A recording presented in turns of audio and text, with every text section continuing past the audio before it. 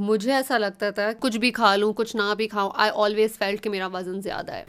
Model مشکلیم نے اپنا آپ شیشے میں دیکھنا کیوں چھوڑا تھا؟ کیوں وہ ڈپریشن میں چلی گئی تھی؟ ماڈل مشکلیم نے اپنے حالیہ انٹرویو میں بات کی ہے اپنے ڈپریشن کی اور بتایا ہے کہ اتنی شہرت اور پیسے کے باوجود وہ کیوں چلی گئی تھی ڈپریشن میں۔ ماڈل بتاتی ہیں کہ مجھے ماڈلنگ کرتے ہوئے ابھی صرف 1.5 سال ہوا تھا کہ مجھے ایسا لگتا تھا کہ میرا وزن بہت زیادہ ہے، حالانکہ میرا قد 5 فٹ 11 انچ ہے اور اس وقت میرا وزن 48 kg تھا۔ اس کے باوجود میرے دماغ میں ایک چیز بیٹھ گئی تھی کہ میرا وزن بہت زیادہ ہے۔ وزن کم کرنے کے لیے میں نے گولیاں کھانا شروع کر دی۔ میرے بھائی نے ایک دن مجھے پکڑ لیا اور کہا کیا کھا رہی ہو؟ میں نے کہا مجھے وزن کم کرنا ہے۔ پھر ایک وقت ایسا آیا کہ میرا حال یہ ہو گیا کہ میری ہڈیاں نکل آئیں، آنکھیں اندر چلی گئیں، میں نے خود کو شیشے میں دیکھنا چھوڑ دیا، میں ڈپریشن میں چلی گئی۔ میں سوچتی ہوں مشک اپنی حالت دیکھو، تمہاری ہڈیاں نکلی ہوئی، تمہاری آنکھیں اندر گئی۔ میں خود کو شیشے میں دیکھ کر ڈرنا شروع ہو گئی، شاور نہیں لیتی تھی، 20 گھنٹے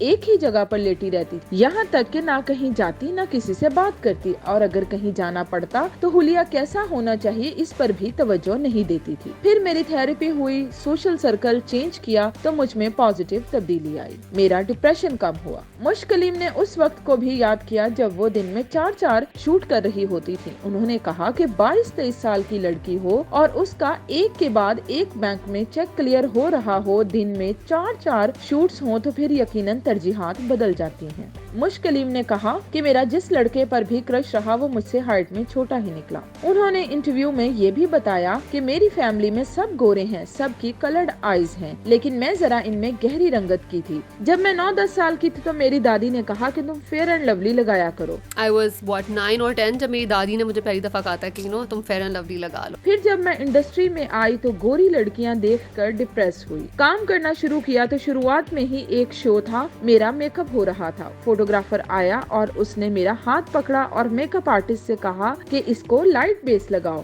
میں بہت پریشان ہوئی لیکن کچھ کہہ نہ سکی کیونکہ اس وقت مجھے ماڈلنگ میں بہت زیادہ وقت نہیں ہوا تھا، لیکن بعد میں نے ایسی باتوں پر سٹینڈ لیا۔